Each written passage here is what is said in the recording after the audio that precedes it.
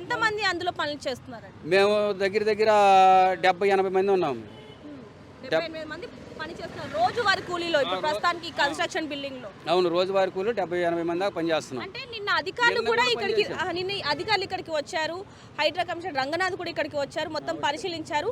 మరి అప్పుడు మీకు ఏం చెప్పలేదా? అంటే వెంటనే మీరు ఇక్కడ నుంచి వెళ్ళిపోండి, మేము రేపు కూల్చివేతలు మొదలు పెడతామంటే ఏం చెప్పలేదు? చెప్పలేదు. నిన్న వచ్చారు, 12 గంటలప్పుడు వచ్చారు, 12:30 దాకా ఉన్నారు. 12:30 తర్వాత మళ్ళీ మేము పని స్టార్ట్ చేసుకోమన్నారు సూపర్వైజర్ గారు.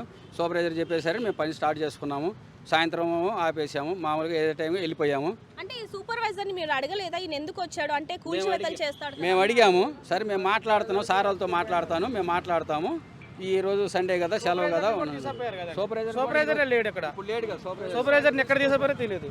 అతనికి ఫోన్లు చేశారా మీరు? ఫోన్లు లేవు కదా, ఫోన్లు కూడా లాక్కున్నారు కదా, మీ ఫోన్లన్నీ లాక్కున్నారా? వాళ్ళ ఫోన్. వాళ్ళ ఫోన్ సూపర్వైజర్ ఫోన్ ప్రస్తుతానికి మీ ఫోన్ లాక్కున్నారా? సూపర్వైజర్ ఫోన్లు లాక్కుని సూపర్వైజర్ని తీసుకెళ్ళారండి. ఇప్పుడు మా సామాన్లు అన్నీ ఉండిపోయినాయి, బీరువాలు ఉన్నాయి, ఫ్రిడ్జ్లు ఉన్నాయి. రేపు ఎవరు కట్టేస్తారా అవన్నీ? మరి కూలిపోతే ఎవరు చేస్తారండి? అంటే మీకు సమయం కూడా ఇవ్వలేదా ఒక వైపు నుంచి? అంటే ఏదైతే కూల్చివేతలు జరుగుతున్నాయో దానికి సంబంధించి అసలు తీసుకొని వెళ్ళండి సామాన్లు అంటూ కూడా, అంటే నిన్నటి నుంచి కూడా వస్తున్న వార్తలు ముందుగానే మేము చెప్పాము రేపు కన్స్ట్రక్షన్ జరిగిపోతుందని అన్ని మీడియాలో కూడా రావడం జరిగింది. మరి మీకెందుకు తెలియలేదు అంటారు? నిన్న చెప్పుంటే మా సామాను నిన్న చెప్పుంటే నిన్న సాయంత్రమే మేము సామాన్ని తీసుకెళ్లే వాళ్ళం. బయటికి వెళ్ళామని చెప్పారు. బయటికి వస్తే ఇక్కడ